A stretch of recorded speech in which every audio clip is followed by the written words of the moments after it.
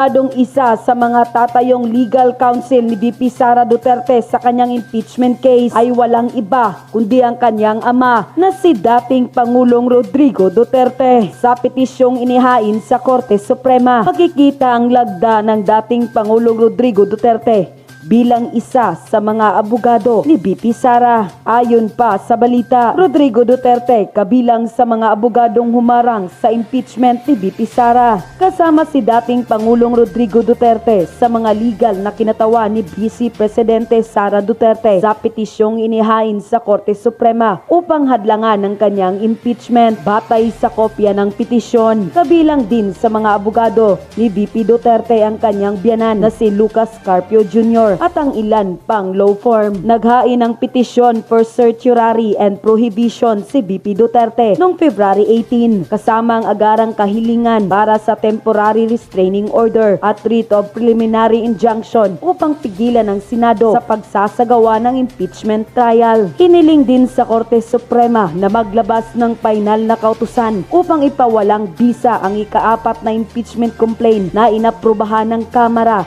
noong February 5 kung saan 215 mambabatas ang lumagdas sa reklamo. Ang petisyon ni VP Duterte ay hiwalay pa sa naunang petisyong isinampa ng isang grupo ng mga abogado mula sa Mindanao noong parehong araw. Unquote, at kahit anong resulta ng impeachment ay hindi magbabago ang pananaw ng taong bayan at lubhang excited na ang taong bayan sa mangyayaring bakbakan na ito kung sakaling matuloy ang impeachment trial ni VP Sara Duterte. Lalo na't kasama nito ang kanyang ama na walang iba kundi si dating Pangulong Rodrigo Duterte.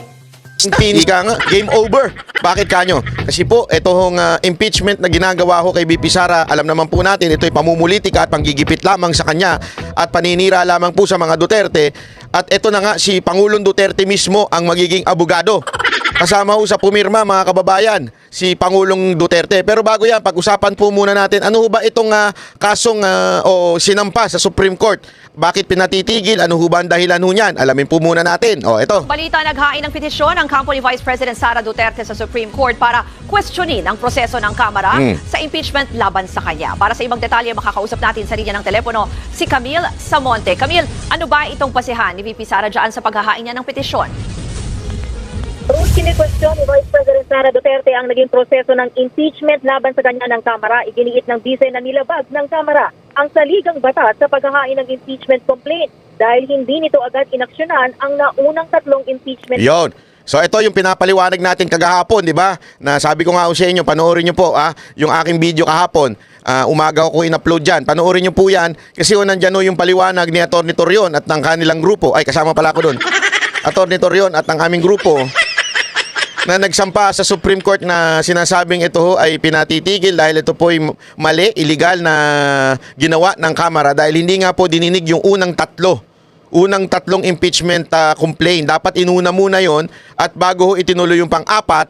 Kaya lang ang ginawa nga ho nila ay pinastrack na ho nila doon sa pang-apat tapos para hindi makuha yung unang tatlo. Mga kababayan, importante ho yan sa batas kasi hindi pa pwedeng sunod-sunod ang reklamo ng impeachment. Kailangan may pagitan ng 1 taon. Yung dating impeachment, dapat to dininig na kagad noong palang Disyembre. Pero pinaliban ho nila. Alam nyo naman po, eto hindi, alam mo naman mga congressman natin, yung iba dyan, yung karamihan dyan, bobo. Karamihan dyan, hindi abogado. Karamihan dyan, nagmamagaling. Yan ang totoo. Wala akong biro dyan, mga kababayan. Yan ang katotohanan. Karamihan po dyan, mga ano lang, parang napulot mo lang sa kanto. Diba? Lalong-lalo na yung mga wild. Kaya nga ito, mga kababayan, ito rin po yung sinasabi ngayon ng abogado ho ng ni VP Sara Duterte na mali ang ginawa ninyo, hindi tama yan, kailangan yan na itigil dahil bakit yung fourth impeachment complaint na kaagad ang may violation, ika nga. Pagpos ay yung ika-apat na impeachment complaint ang kanilang ipinasa sa Senado. Sa kanyang petisyon, hiniling ni VP Sara sa Supreme Court na maglabas ng temporary restraining order at writ of preliminary injunction para pigilan ng Senado sa naisagawa ang impeachment trial sa kanya. Paglabag daw sa saligang batas ang proseso ng impeachment sa Kamara dahil isang impeachment lang ang pwedeng ihain sa impeachable official sa loob ng 1 taon. Inihain ng bisi ang petisyon sa sunod ng paghain din ng petisyon ng ilang kaalyado ng mga Duterte laban sa impeachment. Sunod-sunod na. Naku, yari kayo ngayon. Pero ito, mas matindi ito. Si Digong mismo, si Pangulong Duterte mismo ang abogado Samantala, nanindigan naman sa Senate President Chito Escudero na Ayan. hindi magpo-convene ang Senado para Ayan, kasi ang dami yung nagpipilit daw sa kanya. Ang dami yung nagpipilit daw sa kanya na i-convene na. Kasi, di ba, sinasabi nga niya, sa June na, yung sa 20th Congress na ang ating pag-usapan po yan. Hindi pwede yan ngayon kasi kailangan ng plenary.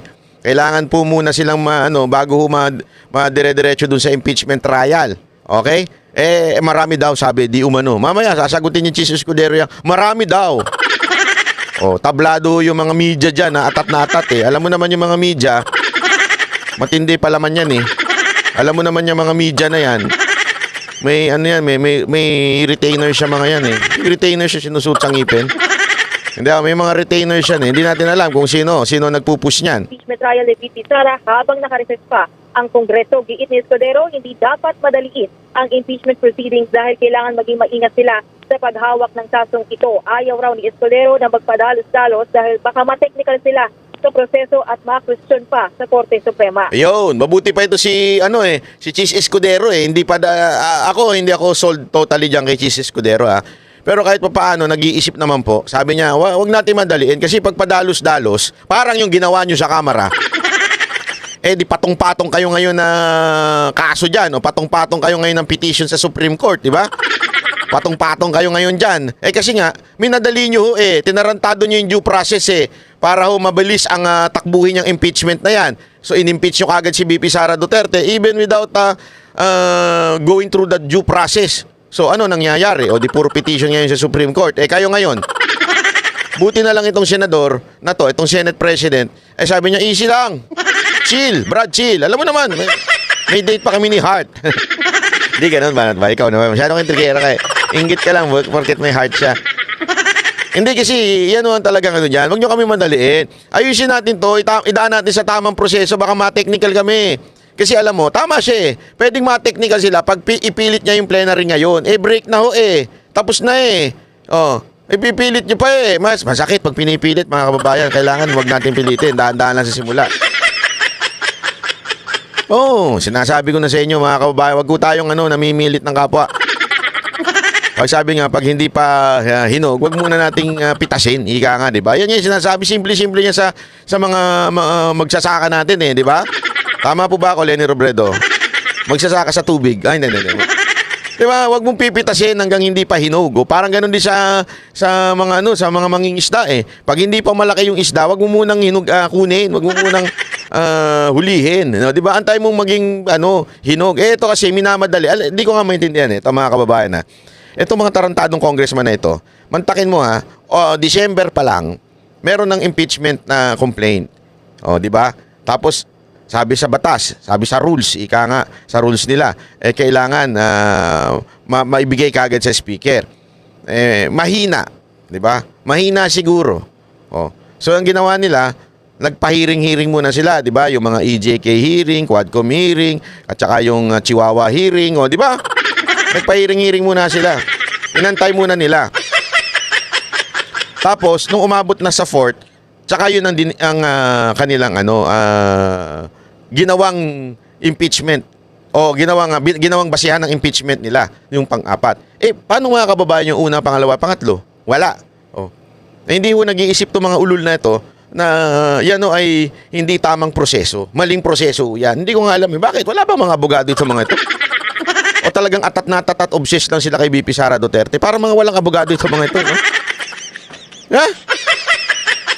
Para silang mga atat na gusto nilang matanggal si VP Sara Duterte para maging Vice President yung peking Panginoon nila dyan. Pag naging Vice President yun, sigurado tiba-tiba na naman ang aming mga budget. Tapos bakalay mo may mangyaring hindi maganda at maging presidente yun. Di ba? Yung galawan nito mga congressman ito, talagang mga mukha kayong pera. Mukha kayong pera talaga. Kung hindi naman dahil sa pera, hindi nyo gagawin to. Sigurado ako, hindi nyo gagawin ko to kung hindi dahil sa 150 million. Kaya huwag tayo maglokohan. This is the most masasabi nating dangerous maneuver sa inyong political career. Yan po ang pinaka-risky, di ba? Yan po ang pinaka-risky na ginawa ninyo sa inyong political career. You know until now. May nagkwento nga sa akin mga kababayan Hindi ko na lang sasabihin, pero sa rally daw ni Marcos, lalong-lalo na daw doon sa Davao. Yung rally ng mga senador niya, wala. Tangina, hindi daw pinapansin. Walang pumapalakpak. Alam mong pinadala lang ng mga barangay captain. Alam mo, kasi uso yan eh. Mga kababayan, sa mga rally, ang aabutan mo lang dyan yung mga barangay captain. Tapos yung barangay captain, bahala. O, siguraduhin mo, may attendance yan. Baka kala ninyo. Siguraduhin yung meron kang 100. O, attendance yung 100 na yan. Pauupuin niya 100. O, pati nga pulis, di ba, pinaupo na. Ang palusot nila, intelligence lang. Surveillance lang. Pero surveillance, pero nakaano sila, nandun sila sa isang area. Di ba dapat pag surveillance, kakalat sila? Hindi, nandun lang sila sa isang area. Ibig sabihin, pandagdag talaga. Hindi surveillance yun. Tayo pinagloloko tayo nitong PNP na ito eh. Huwag naman ganun. Kung kaya niyong budulin yung mga tanso, yung mga tatanga-tangang loyalista, wag kami. O, ngayon nga, sabi nga nung nagkikwento sa akin, sabi, wala talaga. Walang pumapalakpak daw. Hindi daw naghihiyawan. Lalo na naman sa Davao Oriental ata. Di ko sure kung saan yung rally na yun. Wala daw. Basta Mindanao yun. Wala daw talagang napalakpak. Talagang malungkot daw. Nagmukhang tae nga daw yung mga performer dun eh. Yun na yung kwento. Alam mo sabi ko, yan naman, kitang-kita naman sa mga video yan eh. Di ba? Panay ang kaway ng isa dun. Pati dingding kinakaway na. Kaya tuloy nasasabihan kang bogsa eh. Hindi, alam mo. Kaya ka nasasabihan na sabog eh. Paano pati ba naman yung dingding kawayan mo? Hoy!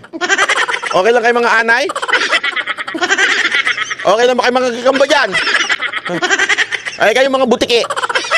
Masaya ba kayo dyan? Nakakain na ba kayo ng mga gagamba dyan? Wow! Yan yan, sinto-sinto, putang inang yan. Sorry ha. Natatawa ako eh. Dumaan at lahat eh. Alam mo, maganda niyan, pati yung mga PSG, pakamayin mo na lang din. Kamayan ka na lang. May nakita pa nga akong video, may tagapalakpak eh. O, palakpak eh. Yung chubby na babae, palakpak kayo, dadaan na presidente. Sabi nga. Tawa ako ha. Ayop yan. Ano ba namang klaseng eto sabi nga nung may napanood ako eh. This is the most hated administration. Hindi lang makaimik kasi alam natin, merong fear factor na ginawa sila sa mga kokontra sa gobyerno. Meron silang fear factor. Ngayon nga lang yung gagawin nila, mantakin mo ito. Si Barbers. Ito si Barbers talaga. Dapat siya naging barbero na lang. Gusto ba naman pahingin ng franchise ang mga Sukmed platform?